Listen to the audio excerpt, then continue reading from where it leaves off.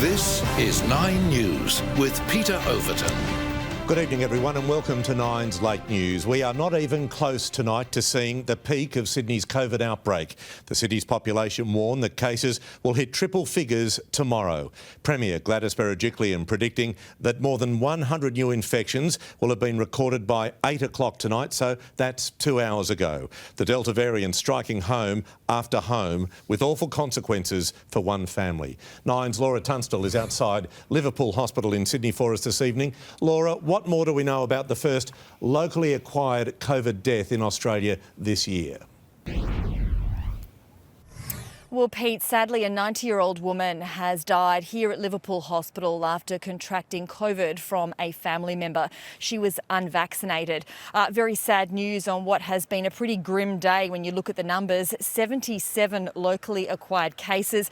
Most of those were household contacts. However, 33 of those people were out and about in the community while contagious, and that is certainly what is a worry for health authorities.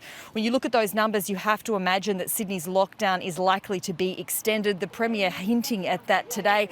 She also suggested to parents that there could be an extension of that remote learning. Now, we are seeing some tightening of restrictions when it comes to face masks. Construction workers will now have to wear masks when they're on indoor sites. And as of Tuesday, anybody will need to wear a face mask if they're in a common area of an indoor building, such as lifts and stairwells. Certainly, Pete, there is a sense of uneasiness in Sydney tonight as everybody is sort of bracing themselves as to see what those figures will do tomorrow, Pete. You're spot on, Laura. Thank you for that. Well, it's big news from the NRL tonight, preparing to move 12 teams to Queensland to keep the competition up and running. Bill Hogan has the details for us from our newsroom. Bill, a massive uplift to move these teams. How will it all work? Well, Pete, in 48 hours, all 9 Sydney-based teams, as well as the Raiders, the Warriors and the Knights, will escape Sydney's COVID chaos and head north to Queensland's southeast to set up camp for at least a month. Each team bubble will include up to 41 people and be spread across a number of hotels and resorts in the Gold Coast. Families will be able to join, but they will have to quarantine for 14 days before entering the bubble, which could be there for up to 8 weeks. The ARL is ironing out all those logistics tonight, Pete. The next 4 weeks of fixtures will be released and updated in the next 24 hours. Good on you, Bill. Thank you. No matter how you look at it, people in New South Wales are living day to day. And despite the Premier's lengthy media briefings, there's still no clear indication of just how long the lockdown will or should last. Joining us is Professor of Epidemiology Mary Louise McClaws from the University of New South Wales. Professor, thanks so much for joining us. For some sense of planning for all of us, I think that's what we need. What should we expect in terms of the duration of this lockdown? Good evening, Peter. If you think about what has happened over the last 3 weeks, it will give people an idea of how long this might take. So in the first week, there was about 25 cases, and then that increased sixfold to about 147. Then the increase since then hasn't been enormous each week, but it hasn't reached its peak yet. So we need to plan for at least another 3 to 4 weeks. And this is Delta. And it's very, very transmissible. And that's why you need a bit of a longer a period of time to plan so that the authorities can actually get rid of this out of the community, because the way it spreads is very nebulous. You don't have to be in close contact with people to acquire it. You just have to be around them where they've been breathing. OK, 3 to 4 weeks. Should that also mean we need to go tough on this lockdown? Hard like Melbourne did. Bring in the Defence Force, helping police. You know, only have pharmacies, petrol stations, doctors and supermarkets open. Everything else, no go. I agree. And in fact, had we done that earlier, we might have been able to get out of a shorter lockdown. So what we need to do is go very hard now.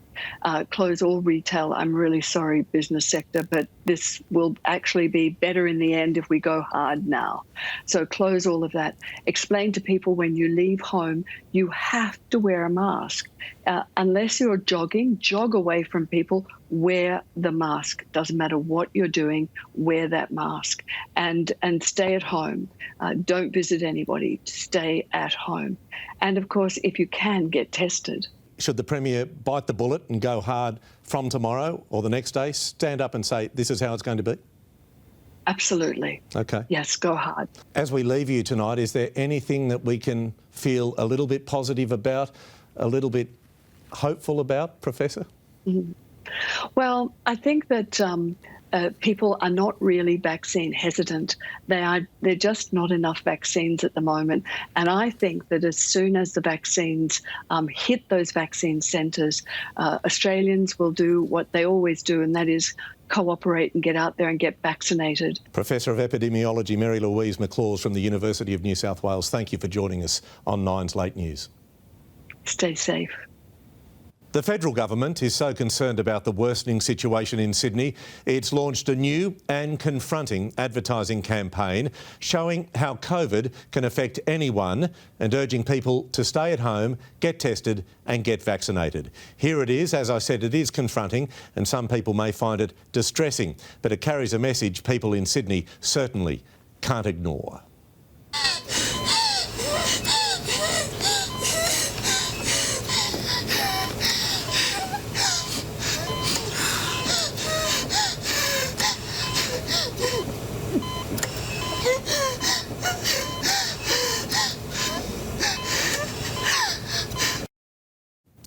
No narration needed there to our political editor, Chris Uhlmann. Chris, I can't help but think if we perhaps have had this sort of harrowing campaign in the initial stages of the pandemic, things might not have got as bad as they are currently in Sydney.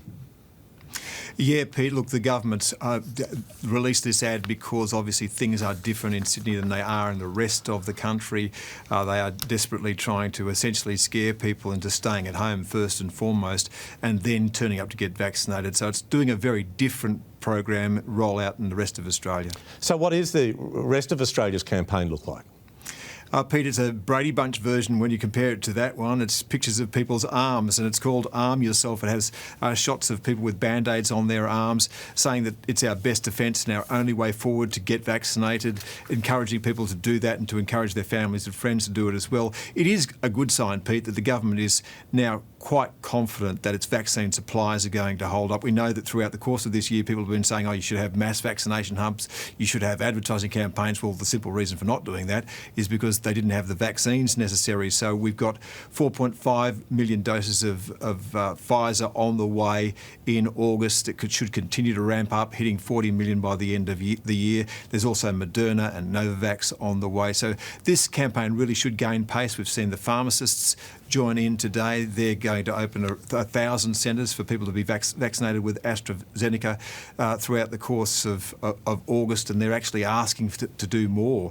They really want the federal government to allow them to do it not just in regions but also in the cities, and 3,000 more chemists could come online. So it is possible, Pete, that by the end of the year most Australians could get a vaccine. The unfortunate thing is that does very little for Sydney at the moment. I can't understand why, though, the government doesn't roll out that confronting ad Australia-wide. To me, that would be a thing to remind everyone across the country of what COVID can do to you. Chris, thank you for joining us, as always, on the Late News.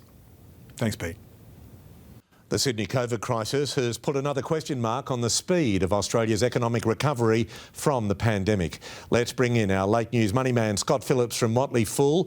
Scott, good evening to you. Does the prospect of an extended lockdown in New South Wales cause concerns for the federal government and indeed the Reserve Bank? Peter, good evening. It absolutely does, unfortunately. You've hit the nail on the head. Of course, there's been plenty of lockdowns in other states and other cities over the past few months, but for better or worse, New South Wales and Sydney in particular remains the engine room of the national economy, and facing what could potentially be an extended lockdown, about $1 billion a week it's going to cost the national economy, and the longer it goes on, the more permanent damage it does. Jobs lost, businesses potentially closed down. Those are the big concerns, and how quickly we get out of that morass is a real question for the RBA and the government. OK, you talked about Sydney, New South Wales being the engine room of the economy. Would more financial support for people and businesses help the big picture? This is the real challenge, Peter. I mean, obviously, yes, it would. I mean, we know any more money you can put in people's pockets is going to help the economy. The question for policymakers, of course, is how much, when, what's too much, what's too little. That's the big question. Of course, we know the government spent well over $100 billion over the past 18 months dealing with the COVID crisis. It may well come to that. And I think, well, we don't want to see taxpayers' money wasted or splashed about unnecessarily. And certainly there were some issues with JobKeeper and JobSeeker the first time around. The reality here is we need businesses to keep employing people and investing. We need consumers to keep spending. If this lockdown does drag out, it is very, very important that that money keeps going around the economy. OK, let's go to the share market. More records on Wall Street over the weekend. What does that mean for investors here tomorrow? Yeah, we had a big fall on our market on Friday, Peter, so we look like we're going to reverse that. The current futures are up about 1%. Now, of course, there's so much breaking news, so much current and constant news coming. Anyone's guess tomorrow morning, but at the moment, it looks like the ASX will open up about 1%. As I said, reversing Friday's falls, and on the back of that, good news out of Wall Street. Fingers crossed, we might yet be off for a good start on the ASX, even as we try and digest the ongoing news. Scott Phillips, Chief Investment Officer from Motley Fool, as always, thank you. Thanks, Peter. In just under 2 hours' time, travel between New South Wales and Victoria will come to a halt. The border between the two states closing at midnight. Victoria also shutting out people from the ACT. Dougal Beattie, our 9 News reporter from Melbourne, joins me tonight on the Late News. Dougal, good evening to you. What does it mean? I think this is the critical question. What does it mean for people who live on the New South Wales-Victoria border? Well, the border bubble remains in place for now so that those residents can still travel across the Murray River. But from tonight, that will come into effect at midnight. Now, the Victorian Premier Daniel Andrews today sounded the alarm to any Victorians who are in regional New South Wales, saying come back immediately. Only returning Victorians with a permit will be allowed to cross back into the state. Everyone else is being told to stay away, and those returning Victorians will have to go into 14 days mandatory quarantine at home. Now, despite no cases being recorded in the ACT and regional New South Wales, the Victorian Premier says that there is a chance that COVID has already seeped into those communities undetected. Tonight, there is a very heavy police presence along the border. Hundreds of permits are being checked, and anyone caught doing the wrong thing can expect a fine of $5,000. Peter? Dougal, thank you. All right, let's turn to tonight's other major news, and of course it's a story that we can all really enjoy. I'm talking about Wimbledon. Ash Barty spending her...